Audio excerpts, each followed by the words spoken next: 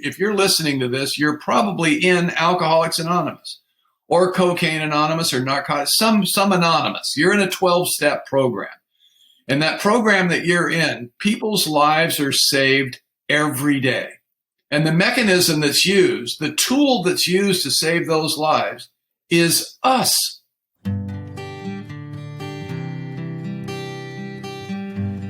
Well, hello, friends of Bill W. and other friends. You have landed on Sober Speak. My name is John M. I am an alcoholic, and we are glad you're all here, especially newcomers. Newcomers, that is, both to recovery as a whole and newcomers to this podcast. Sober Speak is a podcast about recovery centered around the 12 steps of Alcoholics Anonymous. My job here on Sober Speak is simple. My job is to provide a platform to the amazing stories of recovery all around us. Consider Sober Speak, if you will, your meeting between meetings. Please remember, we do not speak for AA or any 12-step community. We represent only ourselves. We are here to share our experience, strength, and hope with those who wish to come along for the ride. Take what you want and leave the rest at the curb for the trash man to pick up. Hola, mi amigos and mi amigas. That was the voice of Mr. Bill C. that you heard at the beginning of this episode on episode number 178 of Sober Speak, and you will be hearing so much more from him in just a moment regarding step 12. But first things first, this episode is coming at you and brought to you by Tanya and Ronnie and Patricia and Mark. Do you happen to know what Tanya and Ronnie and Patricia and Mark did? Well, let me tell you. They went to our website. Well, I guess, first of all, if I were to really back up, my guess is they went to some sort of store and bought a device, and then they hooked that device up to the internet at some point. Well, and if I even go back before that, I guess we'd have to go back to the creation of the internet. But anyway, I digress. But they went to our website, soberspeak.com. They got out that little device that they bought at some store. It could be an iPad. It could be a PC. It could be a Mac. It could be a phone. It could be many things. I'm so sorry, folks. Nonetheless, they went to our website. They clicked on the PayPal donate tab, and they made a contribution. Thank you so much, Tanya and Ronnie and Patricia and Mark, for going to all that trouble. And this episode is coming right out to you'ns. I, John M., will be just another bozo on the bus, by the way, will be the chairperson for this meeting between meetings, and I am truly honored and privileged to serve all of you listening in. So take a seat, if you will, around this virtual table, and let's get started. Remember now, no matter who you are or what your past looks like, you are welcome here. It is an open table, and we are very excited that you have come to join us. I, last week, got to join our little yoga session that we've been having on. And I say we. I really don't have much to do about it except I talk about it, right? There is a recovery yoga session that we have, and you can go to our website, www.soberspeak.com, and there's a tab that says Sober Resources, and you can find all the login information there. And it's on Sundays at 4:00 Central. It's free. Megan P. does it. She's absolutely fantastic. But nonetheless, I got to see many of you'ns on the call last week, on the yoga class last week. And it was so fun and so interesting to, put a face with the name. So many times I see an email and or an Instagram post or an Instagram message, and I don't get to really put a face with a name. And so it was so great to participate in that event with you all. If anybody else wants to come in and join us, they are welcome on Sunday afternoons at 4:00 Central Standard Time. So this week, okay, so I've been going through another step study this week that is actually organized by the one and only Mr. David G., who appears on this podcast. He has appeared on this podcast many times over. But nonetheless, we've been going through this step study, and I went and I did a 5th step last week with my sponsor. It was absolutely fantastic to see him. And really pretty much what it came down to afterwards is, I've known him for so long and we've talked about so many things that I really didn't share anything revolutionary with him because I try to keep current with him. Our secrets will keep us sick. So I try to get all that out over time and not just, wait until I'm going to do a 5th step. But nonetheless, I ended up feeling just kind of clean and clear-headed. And once again, like what happens with the steps, and I've been through these things many times, right?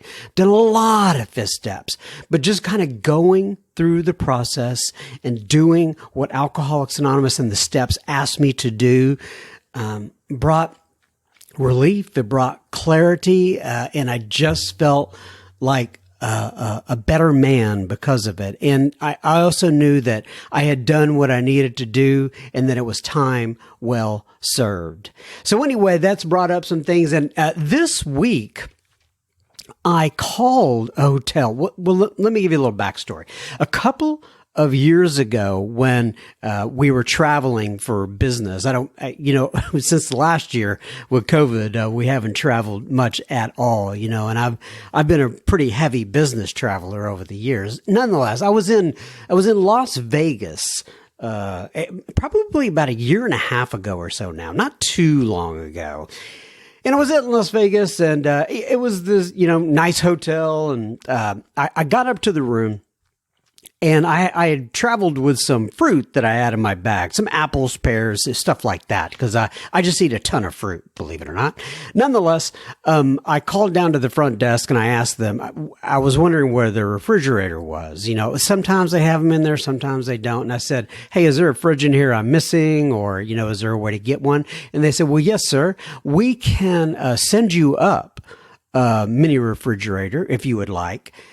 However, unless it is for medical supplies that are needed to be refrigerated, it will cost you, and I think it was like $20, $25, something like that. That's what's going on. That's what I remembered in my head.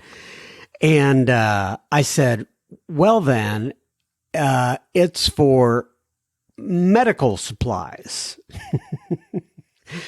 So they delivered the fridge. I did my business trip and I got back home. But ever since then, every time like the word 9 would come up or I would see the number 9, or I would think about amends, or I would be sitting in a meeting and the topic of amends would come up. That kept coming up in my head and I just couldn't shake it. So this week, I decided to go ahead and call that particular hotel. I asked for the front desk manager. He got on the phone and I told him what my quest was. I said, hey, listen, man, here's what happened. I was there back in so-and-so. This is my name. I requested a fridge at the time. I told him it was for medical supplies and that was a lie. And I just want to go ahead and give you some money for that. And I've got my credit card here and I'm ready. And so he said, well, I'm a little shocked, sir. First of all, I've never, ever had anybody call up with this particular type of scenario. So I'm not sure what to do. I said, listen, man, if I remember right, it was like $25.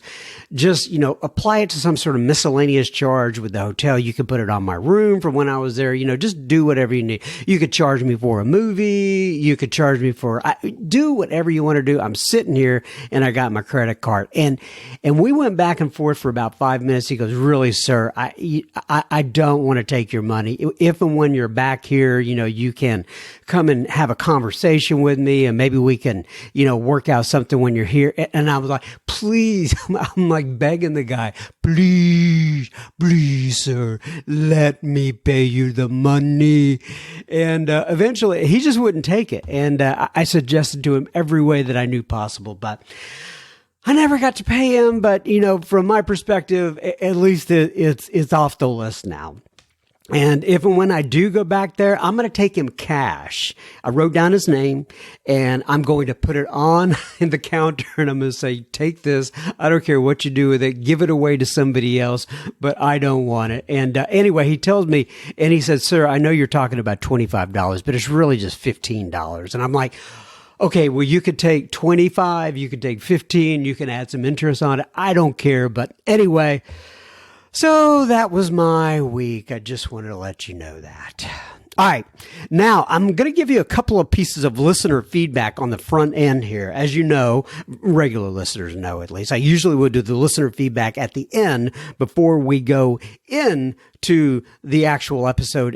Or after we've done the actual episode itself. But I got a couple of them here that I just wanted to read on the front end. This one is from Irma.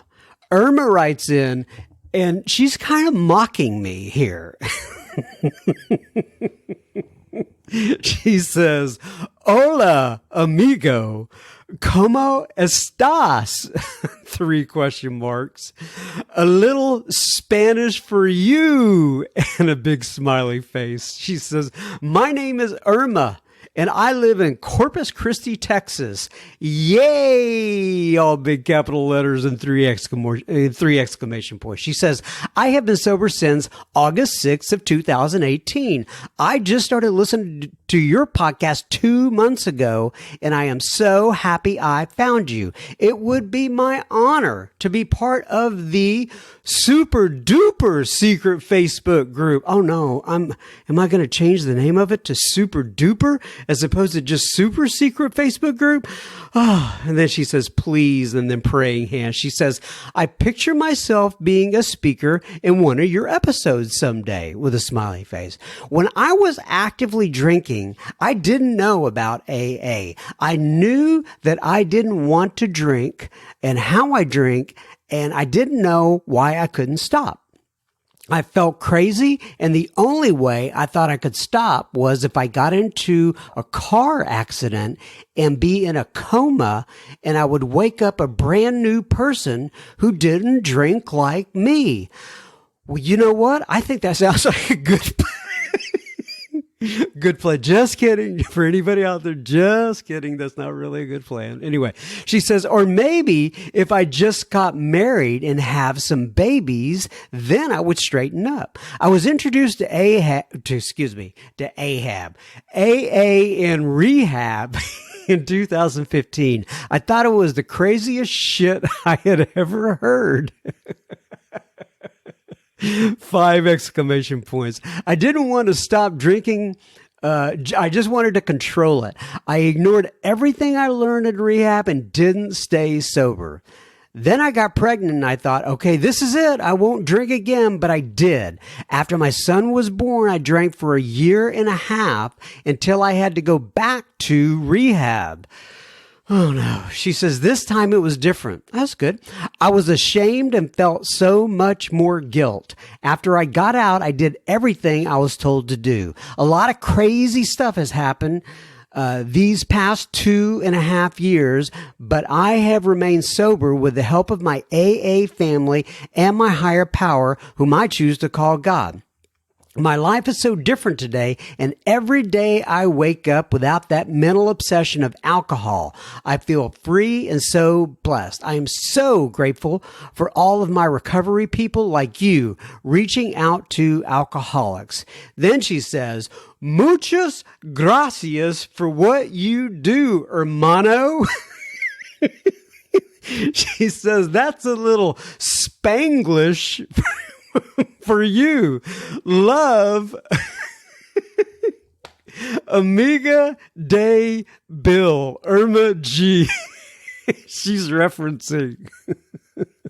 the fact that I have tried to say, what is a friend of Bill W. In past episodes. And I came up with Amiga de Bill. I think that's right, but I'm not completely sure. Nonetheless, okay, one more. Johnny writes in. By the way, that's what they called me when I was a youngster. Johnny.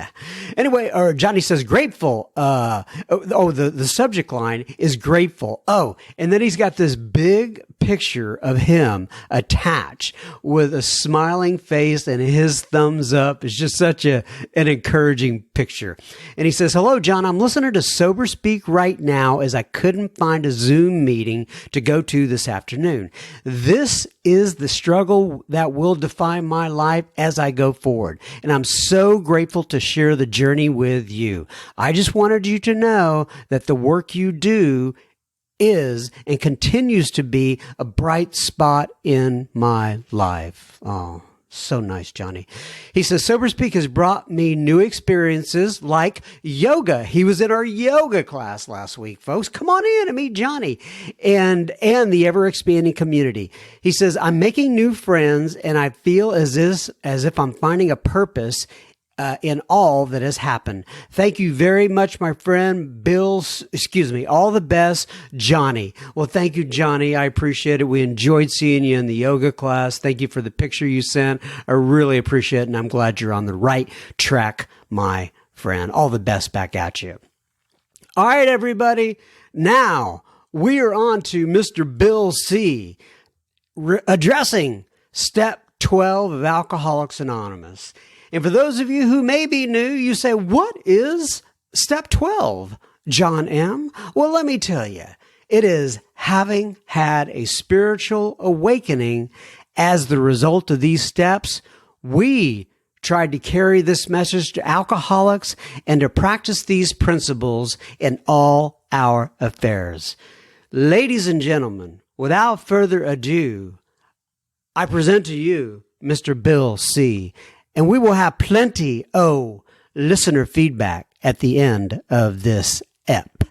Enjoy, Bill C.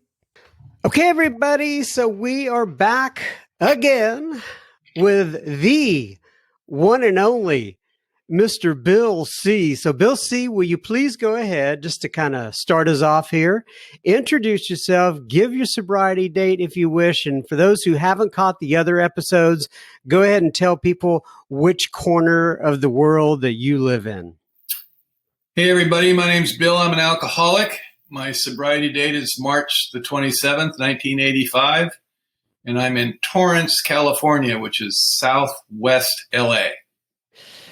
And we have had Bill on just in case you're going to be listening to Bill for the first time. If you want to go back and listen to any of the other Bill C episodes we have, all you got to do is look for Bill C. I was telling Bill before we started here that we're working on the website, and eventually what we want to do is be able to have all of Bill C's episodes kind of stratified and located in the website in one particular arena where you can go and you can see all those, but we'll take it a step at a time. So, and I also want to bring up, Bill, what we were talking about beforehand here.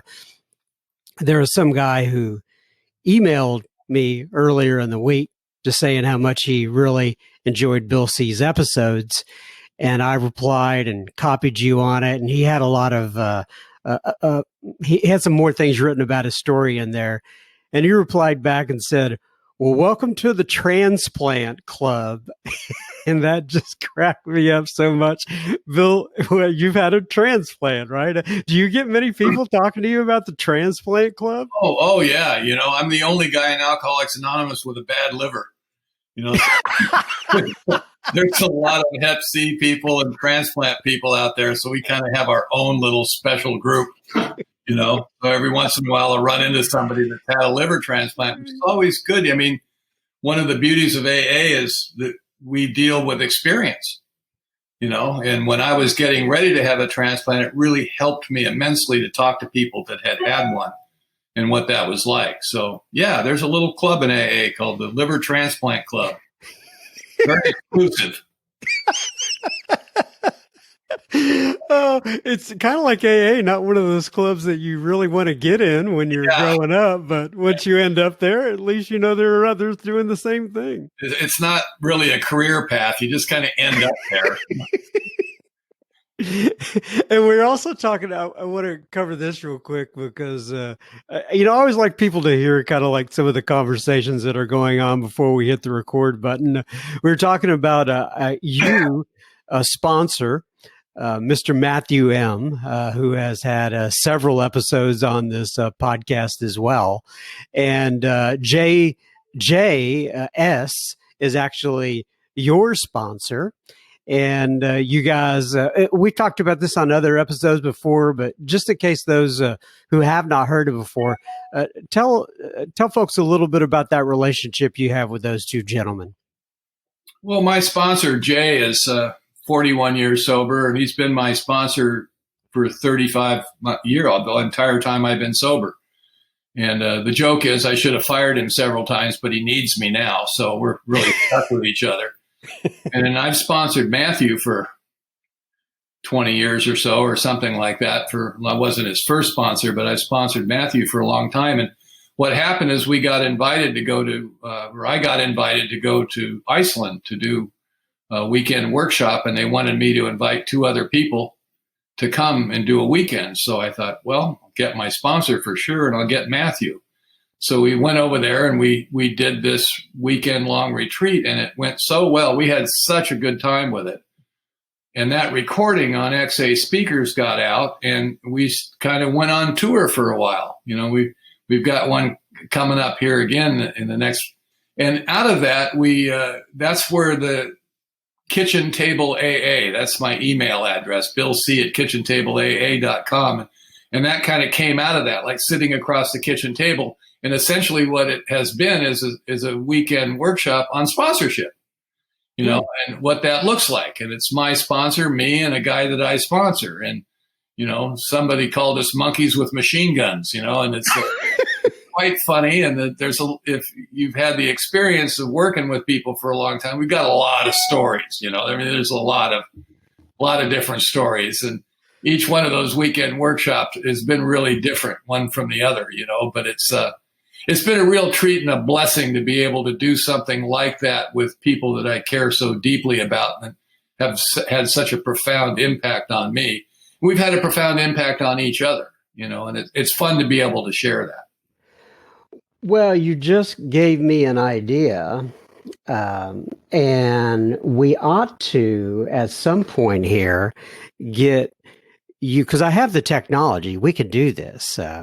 Get you and Matthew and Jay on a call, do a little bit of recording. I don't know if we'd call it Kitchen Table AA or Monkeys with Machine Guns, but I think either would be apropos. Yeah. Oh, that's great. So you do it, and it's strictly on sponsorship, and that kind of gives me another idea. Is that we ought to do? I don't think I've ever done an episode strictly on sponsorship. Mm-hmm. And I get a lot of people who email me or message me through Facebook, and the questions: how do I pick a sponsor? Or how do I sponsor, and all that sort of stuff. So I think it would be really great to take a deep dive in that particular arena with all three of you guys. Would you be up for that? Yeah, absolutely. We love doing it. We love doing it with each other. And, all of us have been around a long time, so we can kind of fashion it. I mean, really, it kind of morphs into spiritual experience and crisis management. Essentially, as a sponsor, you're a crisis manager. Right. And if you have a sponsor, then you have your own crisis manager, because everybody's going through some shit. It's like, and so there's a great, it isn't as dry as this is how you read the book with people. It's more about the experience of it and how that changes you as a person, what a transformative experience it is. The spirituality in Alcoholics Anonymous, or any service-oriented spiritual path, is about interaction one with the other. That's what it's about. That's how spiritual experiences that I've had usually involve another person. You know, I mean, it's kind of like that. It isn't a solitary thing. And, you know, I want to let you know something also, but, you know, from all of these sessions that we have recorded together, first of all, I've learned a lot from them. One of the main things that I have really picked up from having conversations with you is nothing is personal.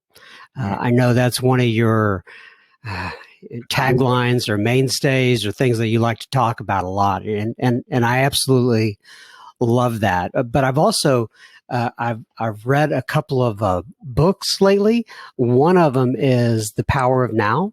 Oh, yeah. Which I had not read. And I can definitely see, for those of you, I'm sorry, what's the name of that author again? Eckhart Tolle. Yeah, Eckhart Tolle.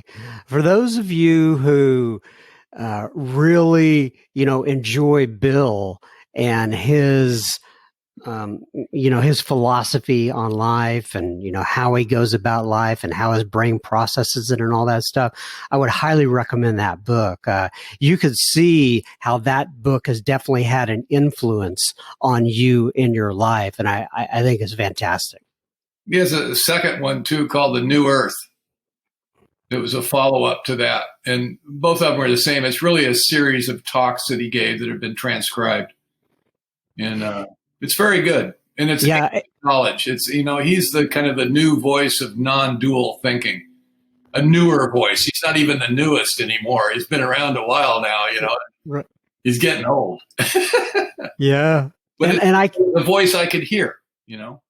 I could tell you that there's many times where I have been in bed trying to get to sleep at night lately, and you know, my mind will be kind of doing the Grand Central Station thing, all kinds of thoughts rolling around my head. I got, you know, my roommate in there, you know, my subconscious or whatever you want to call it, and I can't slow it down. And then I bring it back to the breath, and I bring it back to, I just keep saying the word now. And there's something inside of me that really has taken to that. And I appreciate your input in that arena. All right. So what I want to do here today, last time that you and I left off, we were talking about the 11th step. And so now we're at step 12. And, you know, we go through this. I've been through this with other people that I've had on the podcast before. And the step 12, as you know, is basically broken down into 3 parts. And at least that's the traditional way you break it down. But what I want to do here real quick is just read a portion of the 12th step from the 12 and 12. This is on page 106. And then just get your thought on this, and we'll just see where the conversation kind of meanders from here. So step 12, the joy of living is the theme of AA's 12th step, and action is the key word. Here we turn outward toward our fellow alcoholics who are still in distress. Here we experience the kind of giving that asks no rewards. Here we begin to practice all of 12 steps of the program in our daily lives so that we and those about us may find emotional sobriety. And you've already referenced this a couple of times, just in the first 10 minutes or so we've been talking here. Regarding the spiritual experience and carrying this message. But what are your thoughts regarding the 12th step, and what do you think about what I just read there? So, spiritual condition is what's going to keep us sober. Our spiritual condition and the maintenance of that condition is what's going to give us a fulfilling and productive life. That spiritual condition is what's going to help bring about intimacy with others in all relationships. And if it's true that what alcoholics and drug addicts really suffer from when they get sober is emotional immaturity, then there's going to be a process that's going to happen that's going to cause us to grow up emotionally because we missed it when we were kids. We were loaded. And how does that actually come about? You know, like in the other steps, I philosophize a little bit about what are the pillars of that spiritual condition. You know, the first one is powerlessness, realizing how utterly powerless that we are, that lack of power is not our dilemma. We don't need any power. It's like the recognition that we don't have power is a key component, you know, and understanding at a visceral level or a gut level, not just intellectually, you know, that I'm utterly powerless and I don't need any, right? I am not separate. I'm not disconnected from anything. There's nothing missing in me. I've got the illusion that there's something missing that I have to go get, you know, with powerlessness combined with I have to stop blaming other people for my problems. And then in the amends process, as I learned that nothing is really personal. So at that point, this construct of who I think I am, this ego in me, what the hell am I defending? If nothing's personal and I can't blame you for my problems and I don't have any power to change anything anyway, what is it I'm struggling against? Who do I think I am? That leads us into self-awareness. And what we talked about last time in 10 and 11 is self-awareness, making amends in the present moment. I've developed the skill of the watcher where I can actually watch myself move through life, you know, and I don't have to crush or kill the ego. All I have to do is observe it and see it for what it is. And I recognize, especially in meditation, that I am not my thinking mind. So I don't have to go where it wants to take me. Okay, so talk about that a little bit there. The skill of the watcher, being in meditation, watching yourself and observing yourself. Can you dive a little deeper in that? In meditation, I can watch my breath. I think we talked about this last time, at least I suspect so. But anyway, I can watch myself think. And by doing that, I close my eyes and I focus on the breath, focus my mind on the breath going in and out of my nose. And the little ego that presented itself when I was 2.5 years old, and I've been nurturing it, it holds the idea of who I think I am. Tolle calls it I'm probably paraphrasing badly, but the egoic construct of who I think I am. I mean, this is what I'm defending. This is the aspect of me that reads your mind and wonders what it is you're thinking about me, right? Right. It gives motivation to people that I think are against me. And I don't know what your motivation, but I create a motivation that this asshole doesn't like me and I've got to defend whatever it is, you know. I mean, why did that person look at me funny like that? I wonder what they're thinking. And you create stuff. You create drama that isn't there. You're taking things personal that are not personal. And so you're creating the drama of your life. In India, they call it the Leela, the dance of life, the drama, right? And if you want to stop dancing, someone has to stop dancing, you know? It's like we're all dancing around in this fever dream of who we think we are and what you're motivated by and all this stuff, that feeling of separation we had when we were kids, you know, the thing that people call alcoholic thinking, which isn't really. You know, all of this fantasy of the way we perceive the world around us. And AA teaches us there's going to be a psychic change, right? We're going to see things differently. There's going to be a shift in consciousness somewhere because this whole pathway is about transformation. You know, we enter it hopefully figuring out how we can stop drinking and then we become transformed. I mean, this is a real thing. This actually happens. I've witnessed it in others. And recognized it in myself. I've been transformed. So when the ego doesn't want to be in the present moment, focused on the breath, it will wander away from the breath. And then you notice some other you, other than your thinking mind, notices that it has moved away from the breath. And it gently brings it back. You gently bring it back to the breath. This is absolute conclusive proof that who you are is not your thinking mind. The essence of your being is not the egoic or thinking mind that you deal with all the time. This is a game-changing experience. This means I can finally stop working on myself. I'm just feeding the beast, right? I think in the last talk, I talked about some experiences I've had with this. At 20 years sober, I got really sick. And I started meditating with some intent, not to get rid of my sickness. I know that can't happen. Certainly miracles happen, but they've not been happening like that in my life, I'm not praying to be saved. I'm praying for some peace. I'm just getting quiet, trying to find some internal peace, trying to learn how to accept the situation just exactly as it is, as compared to trying to change the outside world so that I feel better. That simply doesn't work, right? And we keep looking for evidence that works, and I've not found any. Why do we get so caught up in that, trying to change the outside world so that we feel better? The spirituality of life gets confused with morality and right and wrong. And you look out in nature, there's no morality in nature. Things just are. But the human mind, the egoic mind, determines that things need to be different, that there's good and there's bad. And in nature, the things just are. There's no morality play going on. Everything out there in nature is eating everything else. It's a nightmare out there. And we look at it and we said, it should be different. So we create fantasy lands, like someday in the future, when we pass on, we'll enter this beautiful, blissful place, even the theologians, even the mystics, even the Christian philosophy or any philosophy talks about heaven on earth. There's no place you go to.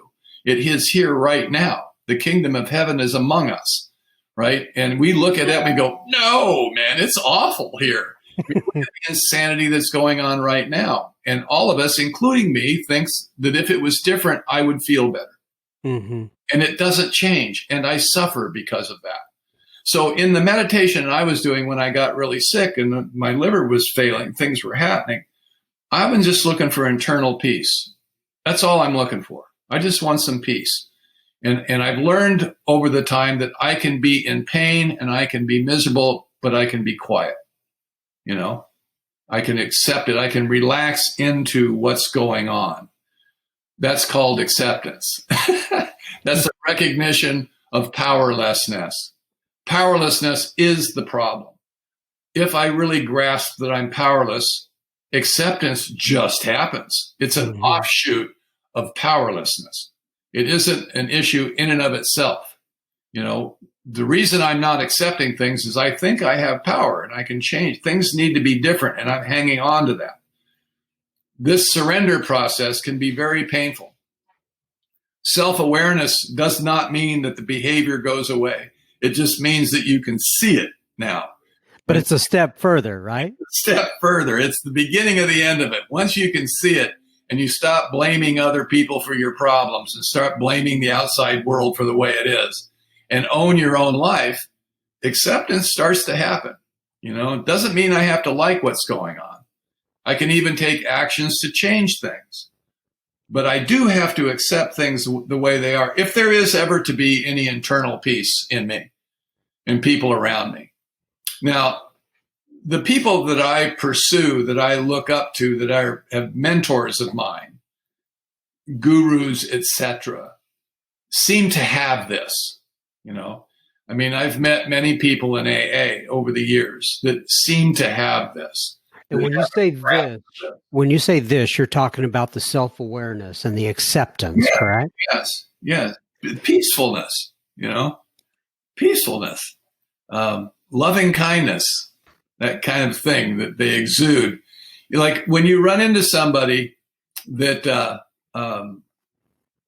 you meet them and you look up to them and they invite you into their life. They're as interested in listening to you as they are talking to you, and you'll meet people that have this smoothness where the ego seems to have been drained out of what it is they're doing.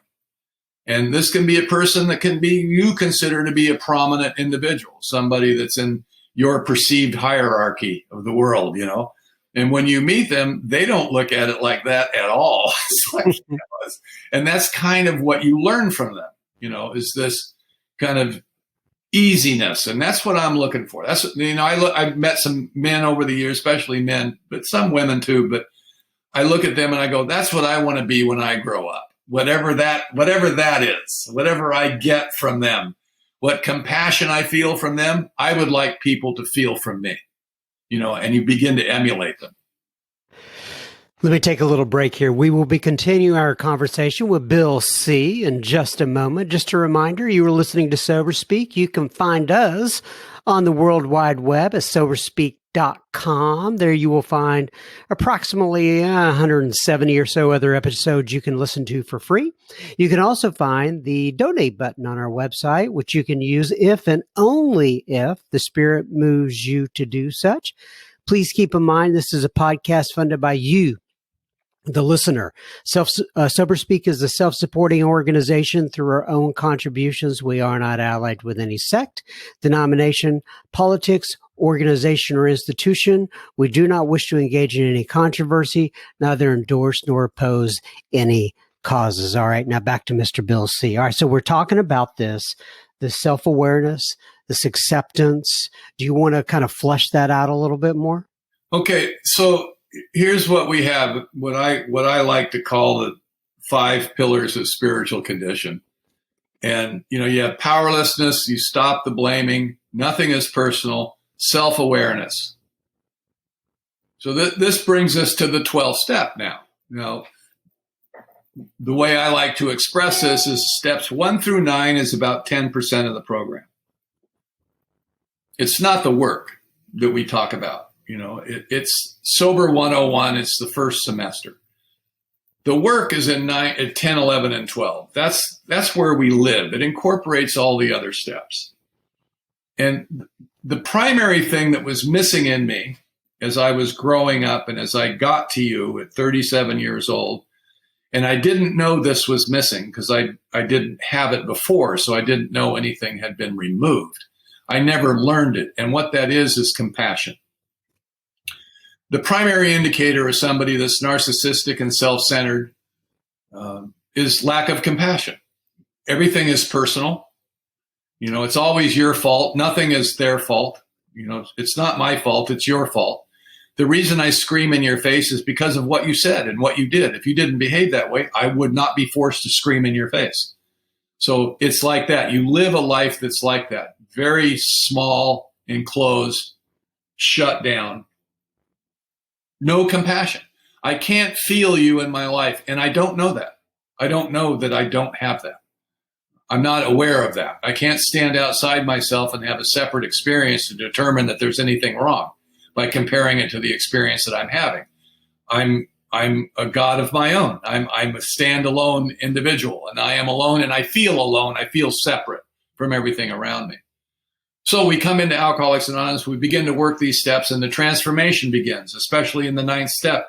When I go to people I don't ever want to see again, and I say the words that need to be said, when I turn and walk away from that experience, I am changed right then and there. Cathartic experience. That will change you as a person. This is the doorway into self-awareness.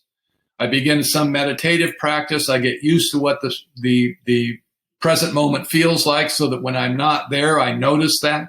And I can return to it. So I have a bit of a practice about what the present moment feels like. Then we get into the 12th step, right? In my story, I met this man. He worked the steps with me. At 6 months sober, I did a 5th step. And by the end of my first year, I was making amends and I was sponsoring guys. And I've always done that. I've never not done that. I've always sponsored people. I've never drifted away from AA. I've always gone to meetings, as many as when I was new. Of course not. My life got large, If I'm living in the rooms of AA, I think there may be something wrong, It's like, I got a wife, I got kids, now I have grandkids, I had a business to run, I coached soccer, I scuba dived, I rode a bicycle, I went drag racing. I had a life, I had a big life. And which is what we're looking for. I want a big life. I want to have some fun. It's all not about going to 850,000 meetings a week, and hiding out in AA, where I think we're supposed to go back out into the world. That's what.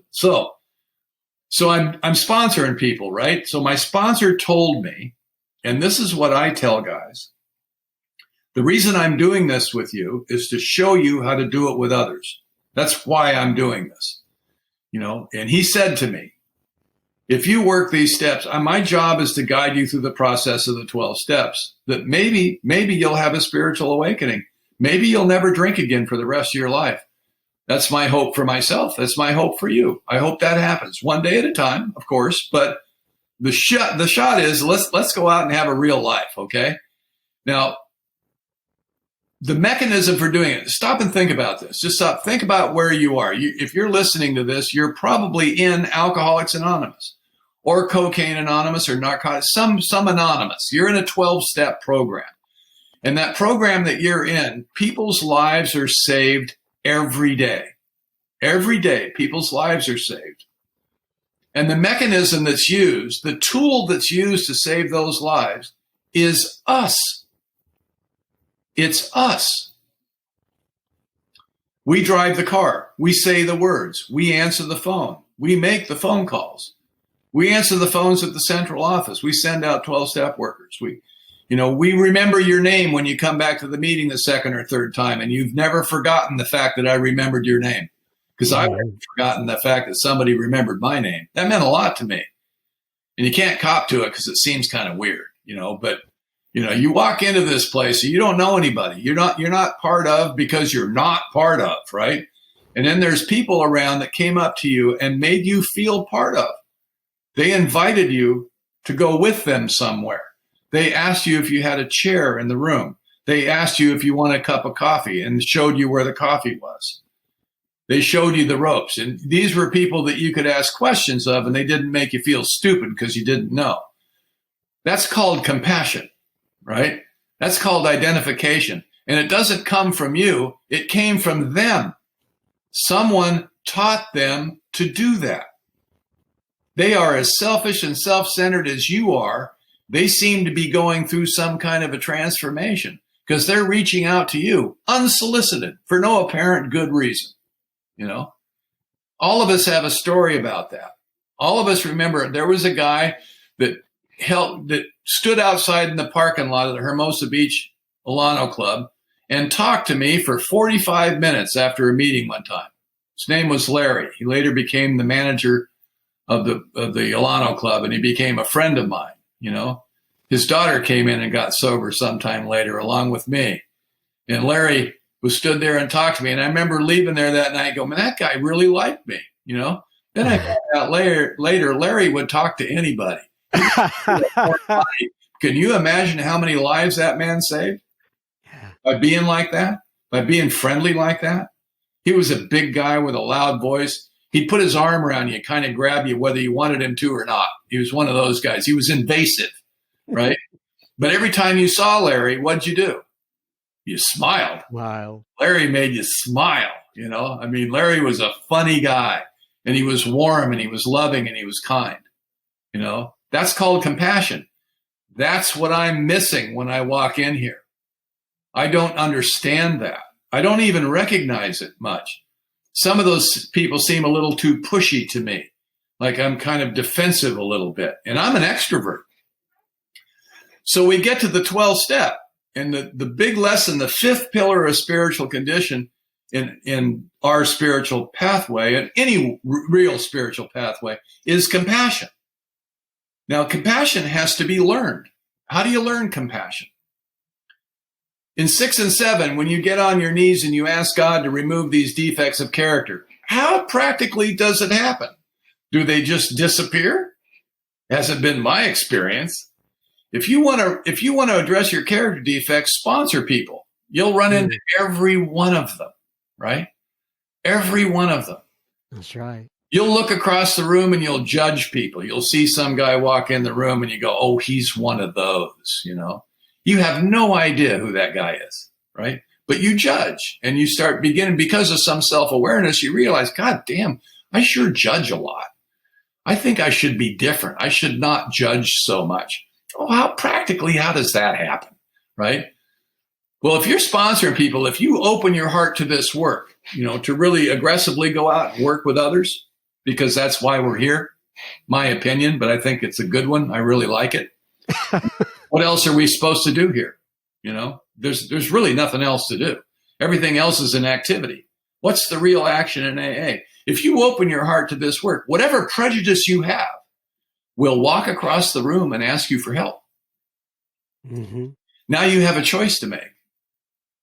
You can send it away so that you don't have to confront your prejudice, or you can let it in and see what happens, right? So here's a story for you. This is a true story. This guy walks across the room one day and he asks me for help. He says, I really need a sponsor. I heard you share and I like what you have to say. Will you sponsor me? I think I should tell you that I'm gay. And I looked right at him and I said very openly, I wasn't offended by that, but I said, wouldn't you rather have a gay sponsor? And he says, no. He says, I've got the gay thing down pretty good. Drinking is kicking my ass.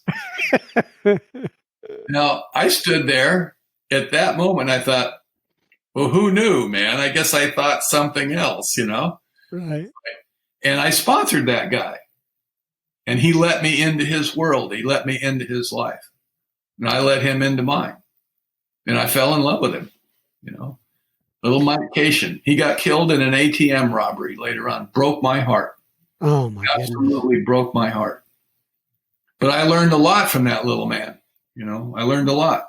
You know, I think maybe he learned some stuff from me. I helped him make some amends. He had a hell of, you know, and I've been let in. Now, this has happened to me time and time again. I'm a middle-class white guy. I have sponsored Mexican gangbangers. Oh, where the hell else would that happen? You know, than Alcoholics Anonymous. You know, I've worked with black guys. I've worked with gay men. I've done, you know, I've worked with a lot of people that look just like me too. You know, I mean, it's like, but it has made my life huge against my will. It's like, you know, you never say no because you don't want to control the experience, right? Like I've heard people say that, you know, well, I don't sponsor people on medication. Now, when I hear somebody say that, I move away from them so when the right comes, I won't be collateral damage.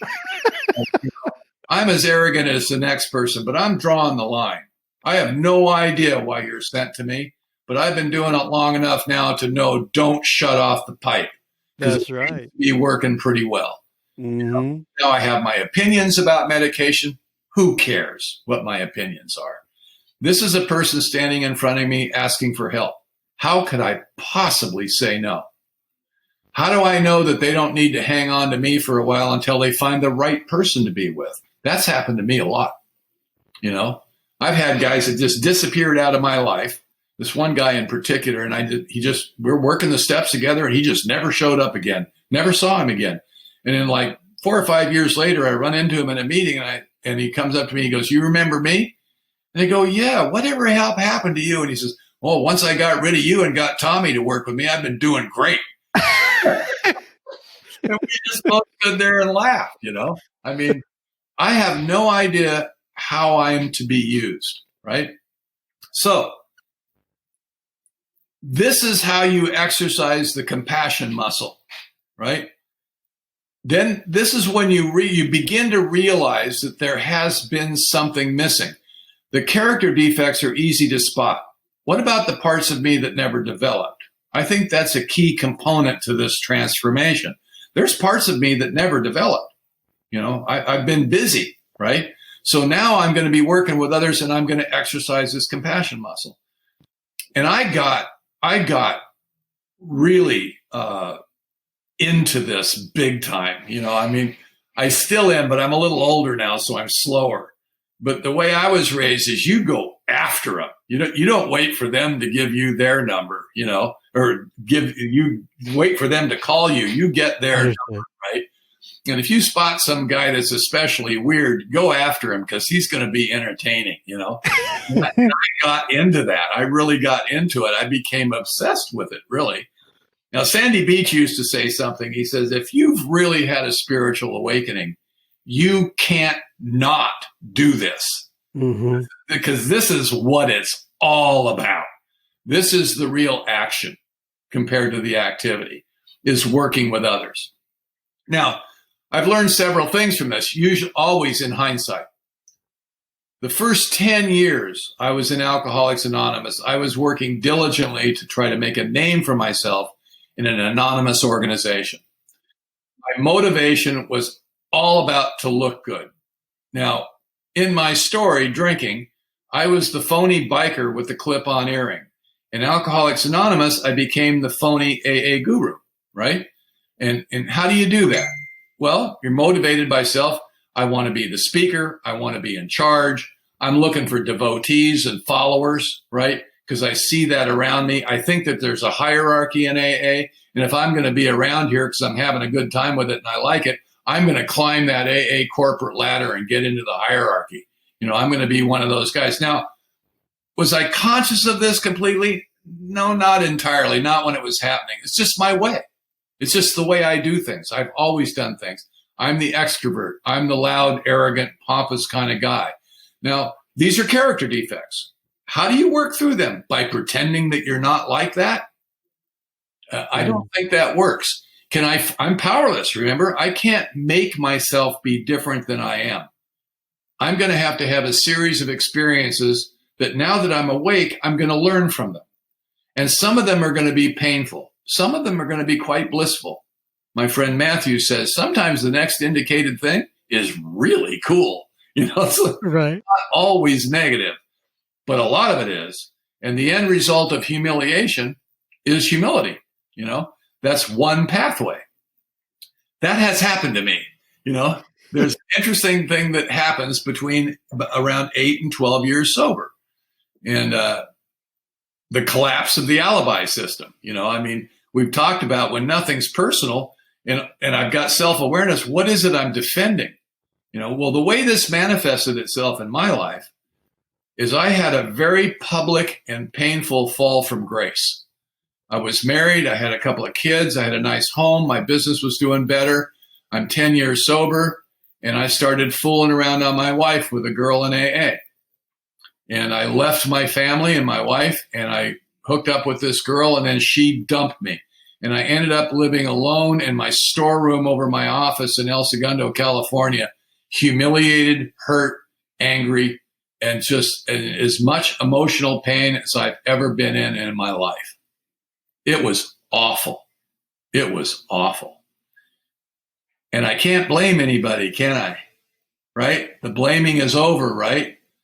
Whose fault is this that this happened? I'm a sober guy, right?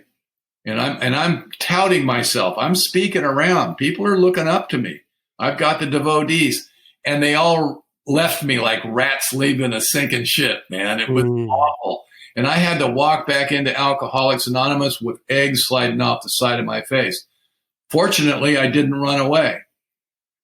But it was probably the most painful time in my life because I'm stone cold sober and I had to look at this.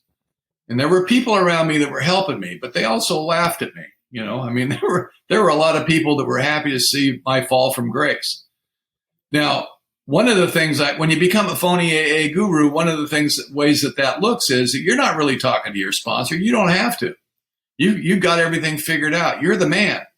So you're not really accountable to anybody. And you're doing stuff that's in secret that you don't want people to know because it's bad, right? So you're phony. You're a phony. You know, I'm not only a hypocrite, I'm a liar. And I'm leading people to believe that I'm living in a certain way and I'm not. And this all got exposed and fell apart. So I reconnected with my sponsor and I said, I need some help. Now, I'll never forget this. We were at a retreat together and I wrote some stuff down and he looked at me and goes, oh, you actually wrote some stuff down. My goodness, this must be serious, which I didn't like much. And I said to him, man, I need some help. You need to help me. And he says, go find God. And I said to him, I don't need mindless platitudes. I need some real practical help. I'm not some goddamn newcomer. Don't treat me that way. And he stood up. We were sitting on a bench and he never yelled at me. You know, we don't yell at sometimes maybe, but he walked over to me and he leaned over me and he yelled in my face. He says, there is nothing else. You talk a good game. Go do it. And I almost hit him. I did not want to hear that. I'm looking for psychotherapy, I guess, something. But this is a spiritual path, isn't it? It's not psychotherapy. It's not good psychotherapy. We try to do that with each other, but it doesn't work well. We treat the spiritual aspect of human nature, and the mental and the physical follow. It says that very clearly, and I believe that. That's my experience with this. So I had to start reading the 24-hour-a-day book in the morning and getting on my knees and asking God for help and all that lame stuff. The lame stuff when you transcend it, when you're in level 3 sobriety, right? Level 3 sobriety is when you realize there are no levels. There's only level 1. And I was not doing that. Now, this is sponsorship. My sponsor sponsored me. When I asked for help, he gave it to me. He told me what he knew. And he told me things like, there will come a time in your sobriety where you will be reduced to prayer and meditation. So it's not only good enough to sponsor people, I need to be sponsored. I need to be accountable to somebody. And since that time, there's a lot more people that I'm accountable with than just my sponsor now, but I certainly am accountable to him. And there's been times where he's been accountable to me. I've done 5th steps with guys I sponsor in order to break down that hierarchy of sponsor-sponsee thing, because that's not really what I'm looking for. I just want to be close to you. And in sponsoring people, I've learned about compassion. I've learned that I have compassion, that I can feel you in my life today. And there's been a series of experiences that have brought that together. Just recently this happened. Things have come out of my mouth that I did not know that I knew. Things have come out of me. And I've learned now, long enough now, to where I allow that to happen. I listen to that intuitive thought. When something's in the back of my throat, I'll let it out. This guy was sitting out in my little ashram in the backyard. The ashram, we call it, because that's where we smoke and talk about God. And we're sitting out in the backyard, and this guy's wife had just left him, and he was in a lot of pain. And he had done a 5th step with me, and we were going through this. And I looked at him and he was crying. He was very emotional. It was a painful time. And I looked at him and I said, I will never leave you, ever. And his face changed, and he cried, and he looked at me and said, thank you. Now, where does that come from? Mm-hmm. I didn't plan to say that, I mean, that's intimacy. I really felt that too. I will never leave you. There'd be no reason for me to leave you. Why would I? My sponsors never left me. There's people Matthew Mitchell's never left me. There's people I'm incredibly close to, like part of the family. Where do you learn that? I didn't bring that in with me when I came to AA. That was not in me. I have been transformed. The most powerful mechanism that I've experienced in Alcoholics Anonymous for transformation is sponsorship. Nothing has changed me more than working with you. I have been invited into the birthing room when you were having your babies because you wanted me there because I'm a significant person in your life. That wasn't happening to me when I got here in 1985. You've also invited me in when your babies are dying, and I've held your hand and wept with you at the tragedy in your life. That's true. That's happened. I've sat with you when you were dying. People sat with me when I was dying. People were coming over to my house saying goodbye to me, right? And I got the liver transplant, and you all showed up in the hospital inappropriately in numbers, and the nurses, when you're in the liver department, they know that these people are from AA because they're working with all the AA people, And what I realized, the outpouring of love that came to me was difficult for me to accept. Isn't that interesting? Sometimes one of the things you discover about yourself that deep down inside, that feeling of unworthiness, it hangs out, right? So here I am 30-some years sober, and people are showing their affection, and I realize there's kind of a resistance, or I felt funny about it. And in my own way, I just kind of laughed at myself, at that thinking mind that was coming up that you don't deserve this. The answer was like, shut up, and you just feel it, You can tell how spiritual you are if you're surrounded by people that love you. I don't think that's arrogant of me. That is the reality of my life. I am surrounded by people that love me. You know why? Because I've become lovable. And when I got here, I wasn't. I was big and angry and loud and arrogant and pompous. Sometimes I can still go back to that, but there's no energy in it anymore. That isn't who I am. It never was who I was. I am not my thinking mind. Oh, I love it, Bill. As always, we go down little rabbit trails that I do not expect that we are going to go on, but that's the joy of doing this podcast and being able to talk to folks not only like you but many others. I'm going to go ahead and close it up now with page 164 from the big book. It says, abandon yourself to God as you understand God. Admit your faults to him and to your fellows. Clear away the wreckage of your past. Give freely of what you find, much like we've been talking about.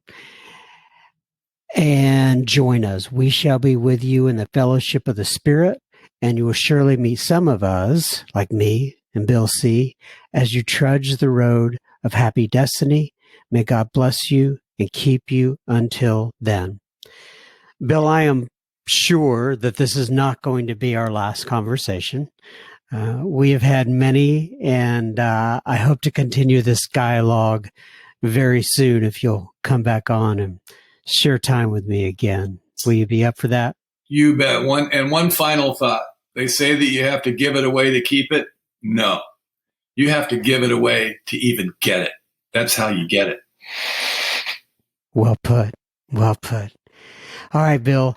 Thank you again. And once again, I'll be reaching out to you to schedule some additional time with you to talk about some different subjects. Thank you again so much. Thank you, John, so much. God bless.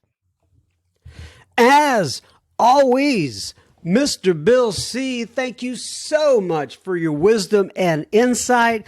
We will look forward to having you back on Sober Speak at some point in the future. We're through the steps, but we have plenty of other topics that we can cover with Mr. Bill C. I guarantee you. Now remember, we don't want you sharing your gossip, but we would love you sharing this episode with a friend or family member. If it hit you in a positive way, it may be just what they need today. So pause your device and share out that episode as you are able. Now, on to a little bit of a listener feedback for you. Andrea writes in from Sweden.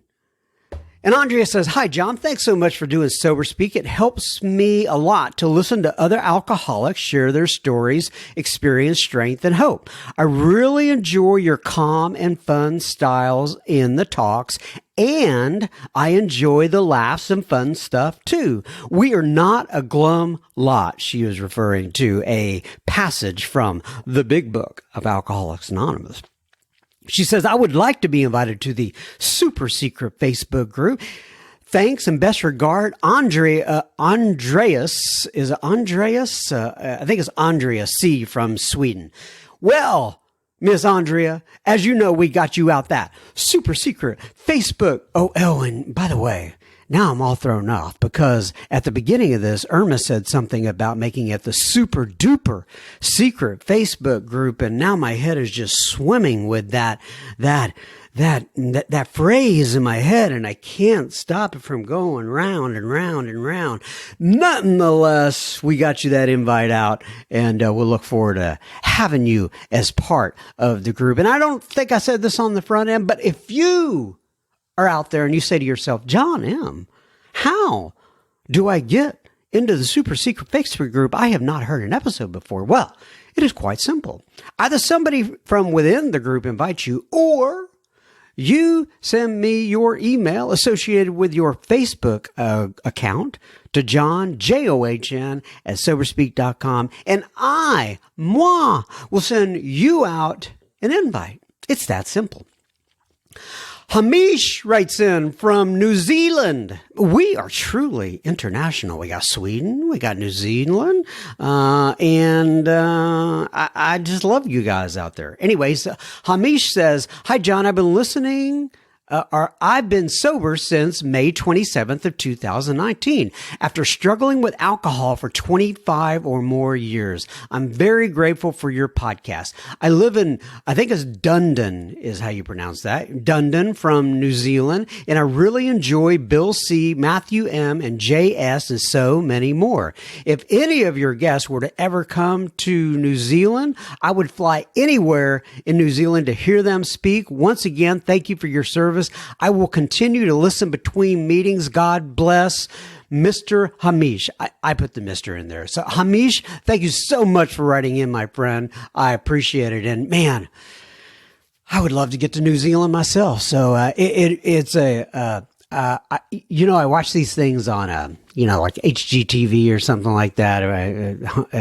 I'm assuming most people are going to know what that is. And anyway, you see the New Zealand and the Australia segments, and I'm always thinking, what a beautiful country. And I love all you people that write in from Australia and New Zealand, all you Kiwis out there in New Zealand. And anyway, I'm stuttering now, but I just absolutely love it when you people write in. So thank you so much for writing in, Mr. Hamish. Did I get that right? Hamish. Yes, Hamish. Could be Hamish, but I got a feeling it's Hamish. Nonetheless, James writes in, and James says, "Hi, John. I am in Irvine, California. I've been there many times, Mr. James, and I have 85 days of continuous sobriety. I came to AA last March 11, and then on March 16, everything shit down here in California. I guess it's supposed to be that. I made it till about late May and then went back. Oh, I think he's saying everything went to shit down here in California. He says, I made it till about late May and then I went back to the booze and the prescription pills.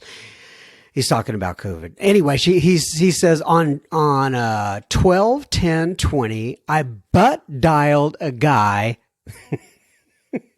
Oh my gosh. I met in AA back last March, and I hung up as soon as I realized I was calling this guy.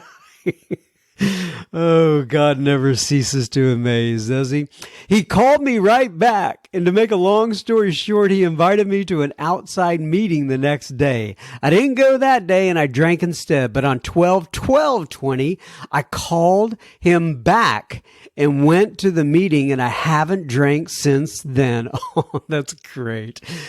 I finally got a sponsor a few weeks ago, and I'm now on step 3. I was looking for recovery/AA type podcasts, and I found you, John M., and I have been listening to your podcast pretty much every day in between meetings for the past month or so.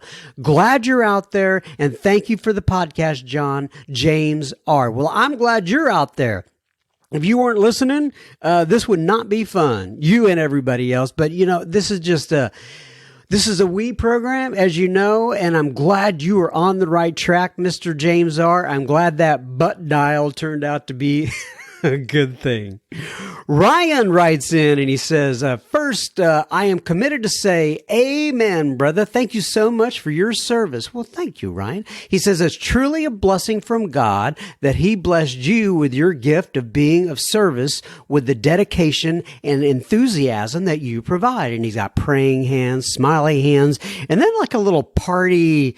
What are those things when, there's a lot of confetti coming out of it? Anyway, it's a party symbol. Nonetheless, I was told about your podcast shortly after moving to Texas from Montana in 2017. I started listening, and I have just about listened to your entire series. What a blessing. It is what I needed when traveling the Texas Hill Country. Oh, that's beautiful down there, the Texas Hill Country. I wrote, if you will, or experienced a lot of my story before getting to Alcoholics Anonymous down there in that Texas Hill Country. Ryan, I sure did. But anyway, it says, I've been sober for 28 years, and I'm always searching to better myself And your podcast is helping. So my question for you is, I would be honored to hear your story, as a guest on your show. Yes, I remember this now. And then he's got smiley faces, like three big smiley faces and clapping hands and all that stuff. He says, I'm in Boerne, Texas, but I will attend the Frisco group one of these days. We'd love to have you, Mr. Ryan. Come on up. Keep doing what God is providing you to do until we meet. Big Sky Ryan D. Well, Mr. Big Sky Ryan D., I appreciate your request for me to be on my own podcast. And for whatever reason, I've been asked this before. I can't really put it into words, but it's hard for me to pull the trigger on me featuring myself on my own podcast. I've been on a lot of other podcasts before. I've told my story a million times, like, either via Zoom or, in live meetings or whatever. But so far, I've just not been able to pull the trigger on that. Maybe, perhaps I will one day, but I appreciate your interest in hearing me talk on my podcast. Steve writes in, he says, good morning, John. I guess he wrote this in the morning. What do you think? He says, my sobriety date is December 4th, 2019. I started drinking alcoholically in 2006. Is that a real word, alcoholically, or is that just something that we in AA say? Nonetheless, in 2016, after my wife passed away from cancer, she was my life, my reason for living. I was in so much emotional pain, I just couldn't stand it, so I chose vodka to kill the pain. Well, it worked for a short time, and then it didn't, but I couldn't stop. So I continued for a few years. I thought that I was only affecting my own life, but I was wrong. I was hurting my children because I didn't hide my drinking. On the evening of December 3rd, 2019, I asked God for help, and before I realized it, I was on the phone making arrangements to check myself into a rehab center. 28 days later, I was discharged on New Year's Day and went to my first AA meeting. God saved me by leading me to God saved me by leading me to AA. A new year, a new life. I am born and raised in South Jersey, but now I'm in the process of moving to the Pocono Mountains. I am now retired, and Pennsylvania is more. I am now retired and Pennsylvania is a more tax-friendly state than New Jersey for someone on a fixed income. I discovered your podcast in February of last year. I could not single out one speaker that I like, but they are all great. If I were to single out someone, Reno John and Julia K had me laughing my ass off. Thanks again, Steve V. Well, thank you. Thank you so much, Mr. Steve V, for writing in. I sure do appreciate it. By the way, I'm having a little challenge. I got some allergies today. And, it's interesting. Before you actually start recording these things, I've always found this interesting. I have to cough several times and clear my throat several times and then just hope that I last. Sometimes I don't last. Sometimes I do, but I don't know. It's something I never really thought I'd enter in the podcasting world. That's a little bit more than you probably needed to know about my phlegm in my throat. There you go. Jimmy. Oh, Jimmy. I got Jimmy for writing in. Jimmy writes in. He says, hi, John. My name is Jimmy S., and I live in the Charleston, South Carolina area. And I have been sober for 3 years last Thursday, 2/25. Yeehaw, Mr. Jimmy. That is great. And I will celebrate my 3 years of recovery on March 26th, the day I got out of treatment. I have been working, that's right around the corner here, Jimmy. He says, I have been working at a mega church for 18 years, and I got, quote, lost as the clamors of this world overtook me. If some of you don't know what a mega church is, it's a big old church where they have lots of stuff going on. But anyway, I know what he means by mega church. He says, guilt and shame was so intense as I got closer to my jumping off point. But by this power greater than Jimmy, I was able to reach out for help through many people in my life, exactly like one of your guests, Gary K. I was able to shine light on alcoholism in my life and as it exists, even on a church's staff. I am so passionate about the 12-step program and how exactly it led me to a personal relationship with my God. I listen to a recovery podcast every night after my 11th step, and about a year ago, I found you guys on Podbean. I get excited every week when you release a new episode, John, and I want to tell you that you are making a huge impact, man. I would love to watch a live version of Sober Speak on Zoom, but I'm not quite sure of when it happens or the Zoom info. Can't wait to see you guys live online, and I appreciate you so much. Blessings, Jimmy S. Well, first of all, thank you for writing in, Jimmy. I appreciate it. And thank you for sharing your experience, strength, and hope. In regards to a live event, I've already got a speaker lined up. I just have to get off my tail and get the time and get motivated to get another live event scheduled. When we get it scheduled, I'll put it on the website, Jimmy. I'll announce it. We'll have it on Instagram. We'll have it on Facebook. I won't hide it, and we'll just have some fun. But it's just really, it's about me. I used to do them about 4 of them a year when I was doing them live. But when COVID came along, I kind of slowed down the pace a little bit. But I do want to get another one scheduled so we can all get on and enjoy each other. One way you can kind of come see us is to come to that yoga meeting that we have on Sunday afternoons that Megan leads. But I completely get it. Last but not least, folks, Libby writes in and she says, when you got Libby on the table, you like it on the label. She does not say that at all. That is just me being completely ridiculous. Oh, some of the younger folks will not know what in the heck I'm talking about there. But some of you more mature folks should be able to grasp that joke. Nonetheless, Libby says, hey, John, I have enjoyed following the podcast, especially on long plane rides for business trips, pre-pandemic and post-relapse when there was some tough moments where I couldn't get to a meeting, but I was still connected in some way via your podcast. Oh, that's great, Libby. She says, I have learned even more in the past 2 years, the powerlessness of my disease and the subtle tricks it can use for attack when least expected through my alcohol relapse in June of 2019 after 16 years clean. It does happen, folks, all the time, unfortunately. And Libby says, I love that you mix Al-Anon and AA speakers on Sober Speak. You tackle the tough subjects, and I have step speaker topics as well. I also like that people are free to share their authentic stories with drugs and alcohol. Very powerful stuff. So many of the speakers resonate with me, but most recently, I'll listen to Andrew and Jared, and those were very courageous stories where I could relate so much. Keep up the good work, John M. Libby. Well, Libby, thank you so much for writing in. Libby. Why am I doing a horse thing and Libby at the same time?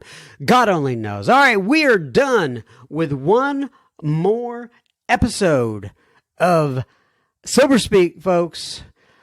I take this 1 week at a time. I will try my best to come back next week. God bless you. Love you guys. Keep coming back. It works if you work it.